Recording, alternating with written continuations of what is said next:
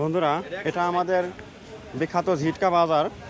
এটা ঐতিহ্যবাহী একটা স্থান। এই বাজার থেকে আমি যে তরমুজগুলো আপনারা দেখতেছেন, এই তরমুজ কিন্তু এক পিস নিয়েছি।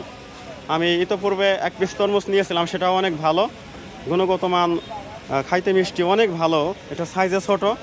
এটা এই তরমুজ সম্পর্কে এই তরমুজ ব্যবসায়ী আমি আশা করতেছি ভাই কিছু বলবেন। এই তরমুজ সম্পর্কে কিছু বলেন ভাই। কি বলেন?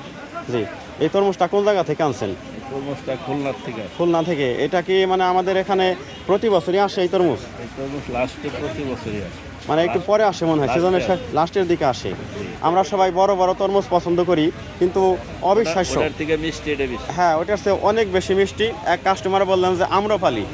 হ্যাঁ, আমি কিন্তু সেই কারণে এই ভিডিওতে হাত দিলাম, আপনারা যাতে এই ধরনের তরমুজ খাইতে পারেন। আমি নিজেও খাইছি এবং আজকে আরেকটা নিয়েছি। ওই যে ওইখানে আমি একটা তরমুজ নিয়েছি, আমি দেখাচ্ছি আপনাদেরকে।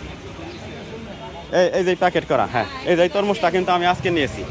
আপনারা এখানে আসবেন, আমাদের মানিকগঞ্জ জেলার একটা ঐতিহ্যবাহী ঝিটকা হাট। সেখানে আপনারা এই তরমুজ নেওয়ার জন্য সপ্তাহের সব দিনই কি আসলে পাবেন? সব সময় আসলে আপনারা সপ্তাহের 7 দিনের যে কোনো একদিন এখানে প্রস্তুতি নিয়ে আসতে, রাত 9টা পর্যন্ত। ভোর 6টা থেকে রাত 9টা পর্যন্ত ভাই বলতেছেন।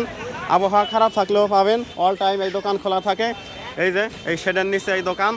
আর এটা হলো বাস স্ট্যান্ড, ঝিটকা বাজার বাস স্ট্যান্ড। আপনাদেরকে আমি ডিটেলস দেখিয়ে দিচ্ছি। এই যে বট চত্বর, আর সেই বট চত্বরে দরবারে লোকমানিয়ার একেবারে ডাইন সাইডে যে ঐতিহ্যবাহী পুরনো উঁচু টিনের যে প্রাচীনকালের যে কাছারি ঘর, সেই কাছারি ঘরের সামনেই এই তরমুজের দোকানটি বসেছে।